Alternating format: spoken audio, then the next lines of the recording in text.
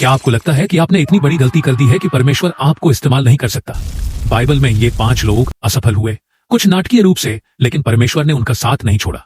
उनकी कहानियां साबित करती हैं कि जब अनुग्रह आगे आता है तो असफलता अंत नहीं होती। पहला, पतरस, जिसने यीशु को अस्वीकार किया। उसने 3 बार यीशु को अस्वीकार किया, लेकिन फिर भी पुनरुत्थान के बाद यीशु ने उसे पुनर्स्थापित किया और पतरस प्रारंभिक कलीसिया का एक साहसी अगुवा बन गया। असफलता ने उसे अयोग्य नहीं ठहराया, इसने उसे तैयार किया। दूसरा, दाऊद, व्यभिचारी और हत्यारा।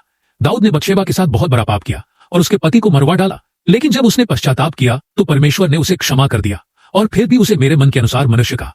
जब आप पश्चाताप करते हैं तो आपका अतीत आपके भविष्य को परिभाषित नहीं करता। तीसरा, मूसा, भगोड़ा।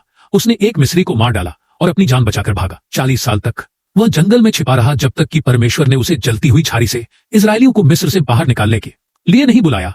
कभी कभी परमेश्वर आपको आपके बुलावे के लिए तैयार करने के लिए जंगल का उपयोग करता है। चौथा, योना, धावक। वो परमेश्वर की आज्ञा से भाग गया और मछली के पेट में समा गया, लेकिन परमेश्वर से प्रार्थना करने के बाद उसे दूसरा मौका दिया गया और उसने नीनवे में पुनरुत्थान लाया।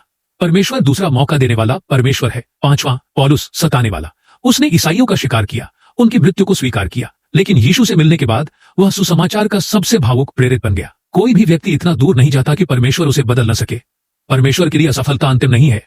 पश्चाताप पुनर्स्थापना की ओर ले जाता है और हर टूटा हुआ व्यक्ति एक शक्तिशाली गवाही का हिस्सा बन जाता है। अगर आपको विश्वास है कि परमेश्वर आपका अतीत चाहे जो भी हो अब भी आपका उपयोग कर सकता है, तो आमीन लिखें और इस वीडियो को शेयर करें ताकि किसी ऐसे व्यक्ति को प्रोत्साहन मिले जिसे दूसरा मौका चाहिए।